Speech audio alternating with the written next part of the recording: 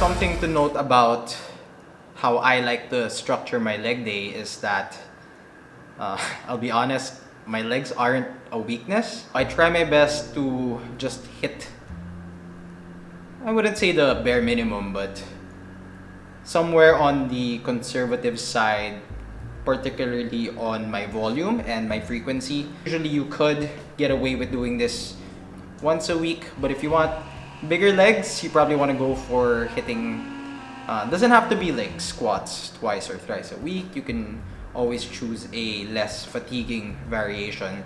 But yeah, you can, if you want to grow your legs, you can hit them twice, maybe even sneak in like a third session, probably just machine work, lighter stuff.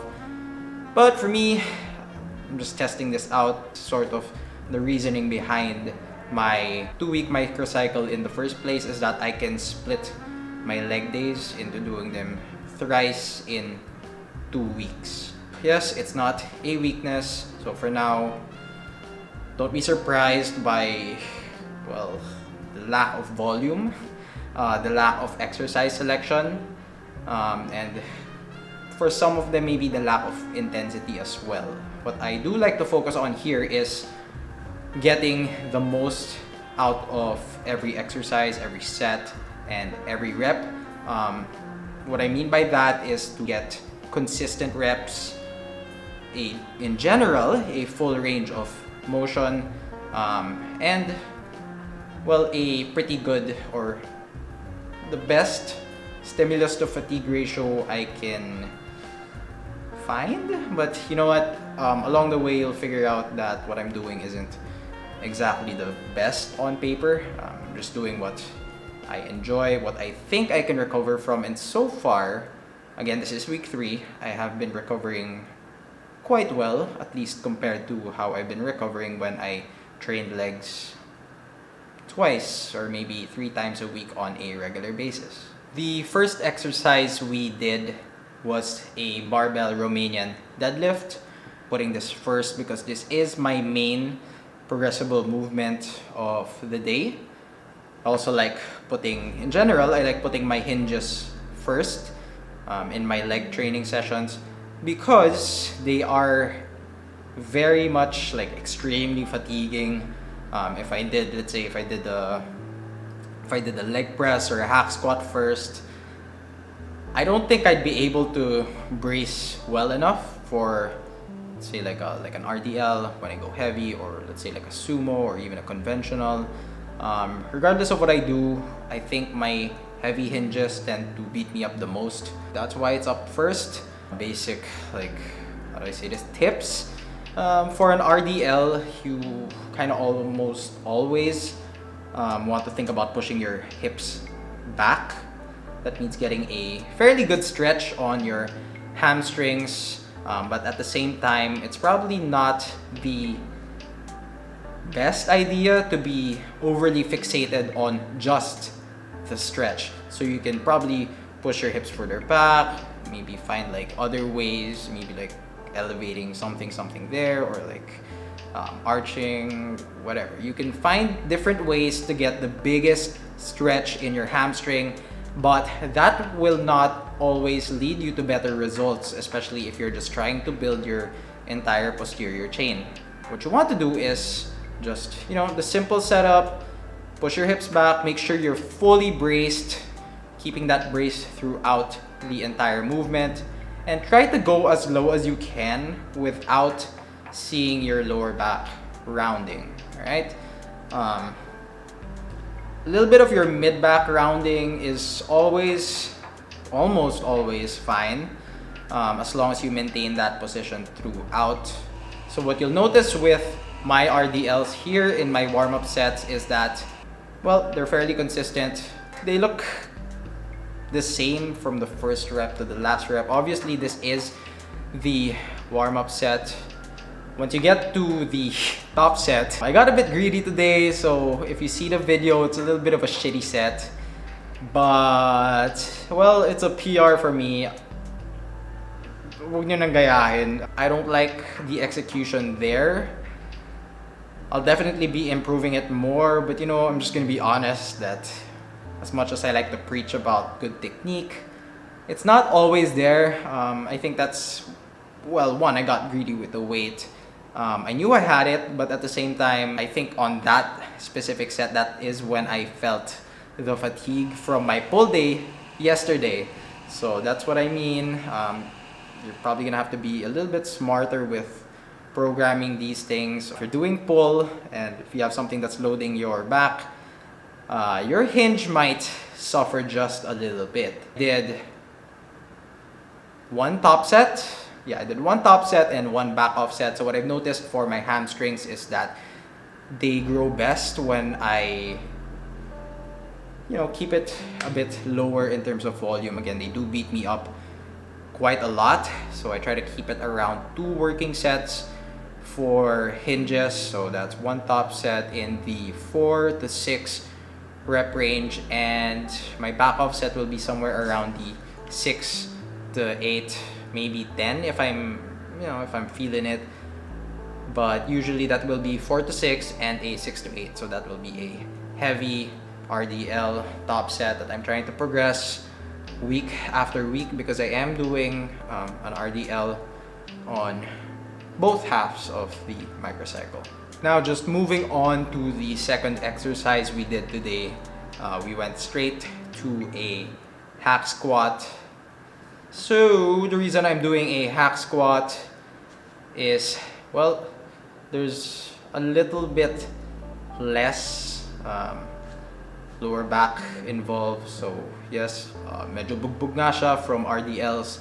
So I'm definitely not, well, I tried this before, doing Smith squats after.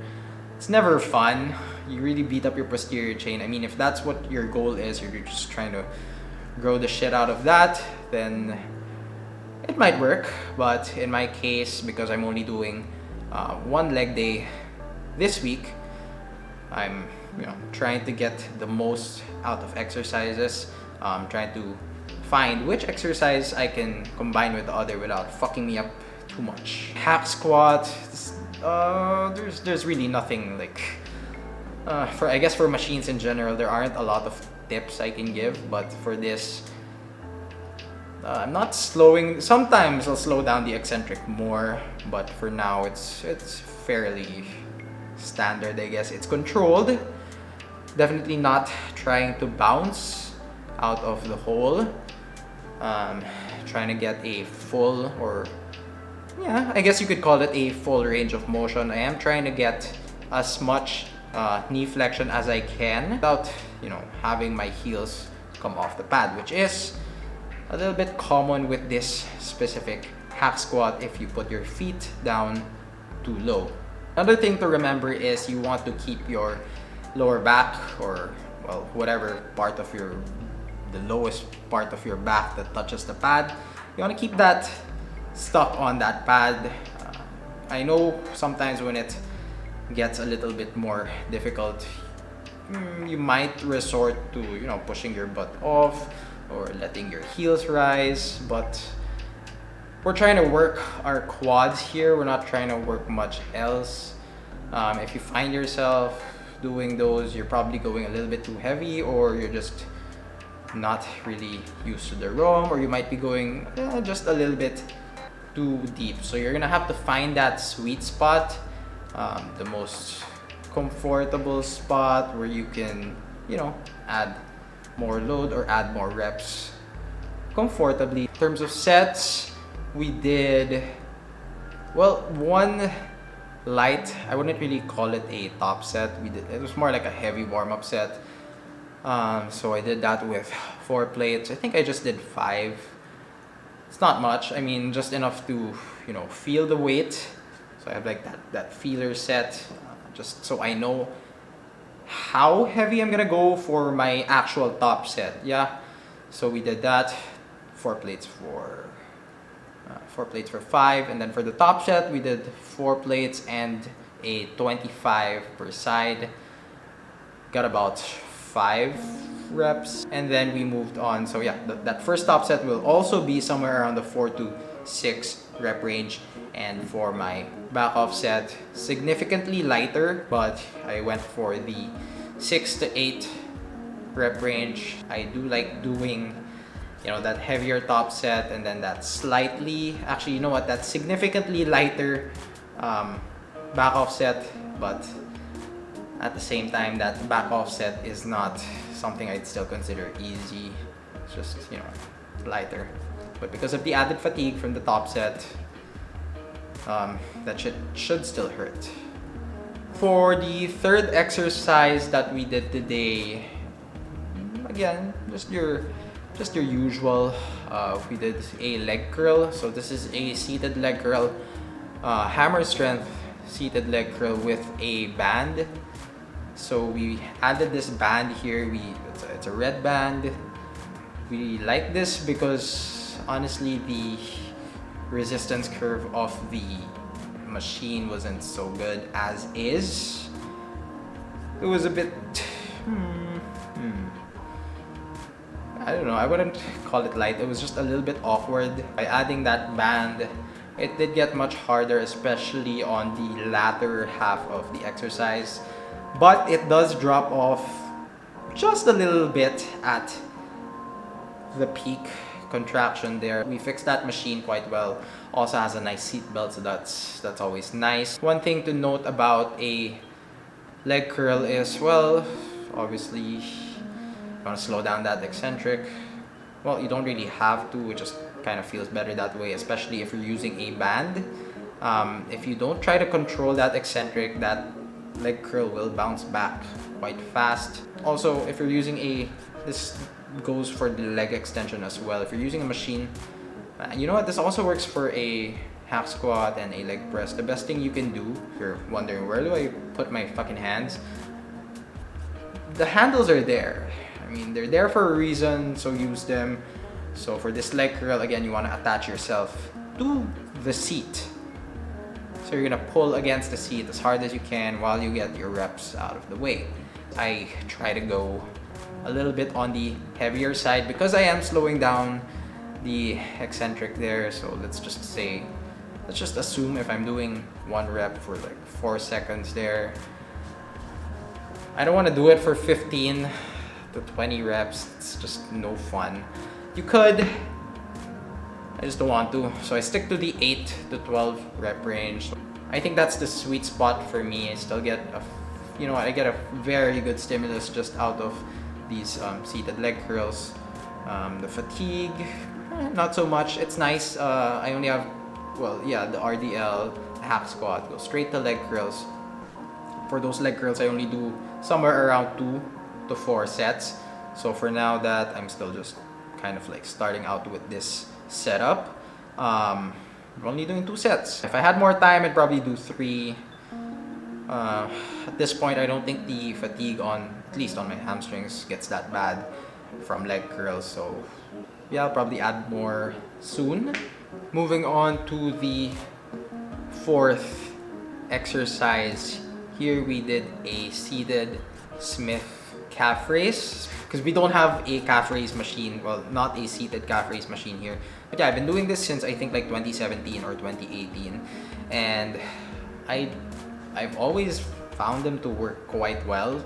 I do get to load them heavy, and they do provide, I think, the best effect when you pause at the top. So similar to all my calf raises, I do this seated Smith calf raise. I also do a sort of a standing calf raise on the hack squat, and I also do calf raises on the leg press, which is sort of like how they used to do like those donkey calf raises, something similar to that. So there's this specific calf raise. We like to use a platform just so I can make sure I get sufficient range of motion. I don't go, I could, but it's a bit of a struggle to set it up with another platform on the floor. But yeah, just get sufficient stretch at the bottom. I don't need to get a full stretch. I get that full stretch on my other calf days. So yeah, just focus on that pause at the top. Mainly for, I think it's just, did I get this right? I think it's, more for your soleus. Very simple stuff. Calves for me, they're not particularly a strong point So I'm sure some people like to throw them in last, just so if they're lagging behind in their session, they don't have to do it. But yeah, I try to make sure that on all my leg days I get some calf work in. I could do more, but just like everyone else, I am just a little bit lazy when doing calves. So here we just do 3 sets. I think I cap out at 5 sets for this. So 3 sets, somewhere between the 12 to 20 rep range. That usually will depend on how long I pause, but since I am going heavier here and I do enjoy more weight on this seated calf raise, I'll do about 3 sets of 10 to maybe 12 with somewhat extended pauses, and then I save my, what is this, the 15s? Yeah, maybe I save the 15 to 20s for my standing calf raises on the hack squats. For the 1, 2, 3, 4, for the 5th exercise today, we did a leg extension. So everybody loves a good leg extension. We did it on the Cybex. Very nice leg extension machine, I think. Wouldn't really call it a problem, but the only inconvenience of this machine is that it might just be built for like bigger people. So the handles are just a bit further back than I'm used to on, let's say, like a Life Fitness or the Hammer Strength one. I have this tendency that I do kind of like shoot up a little bit, but I try to minimize that. It's, again, especially my quads, they're not really a weakness. So I'm really just doing the leg extensions for more of like maintenance, I would say. Yeah, maintenance, just to make sure I get some sort of knee extension movement in there.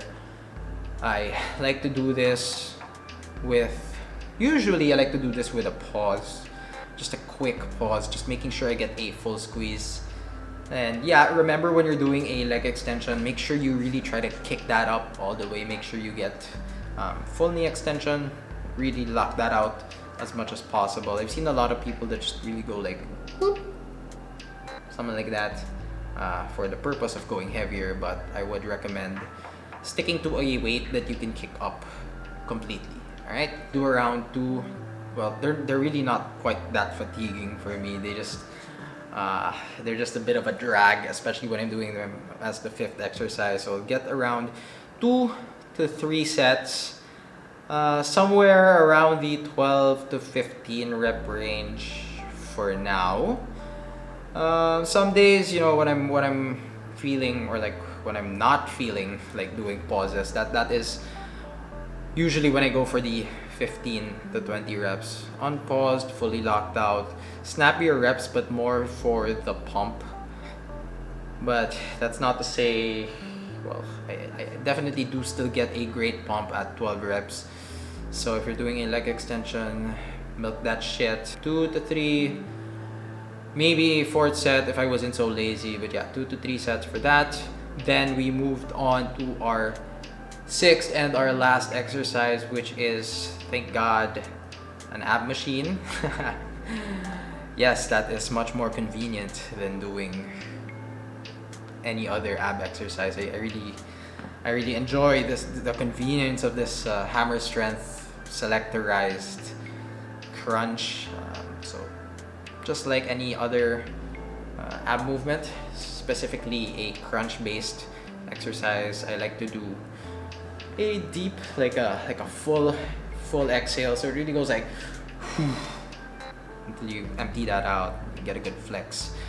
I also like to imagine bringing my ribs down low, like bringing my ribs, driving it into my hips, and I think that you'll find out when you try it yourself. You really just imagine bringing your ribs into your hips, getting a good pause, and I swear you can do this like as a body weight crunch. It's not even like a full. Yeah, I mean, if you see how people do their sit-ups, see how people do their crunches, shit ton of like head momentum, like using your arms.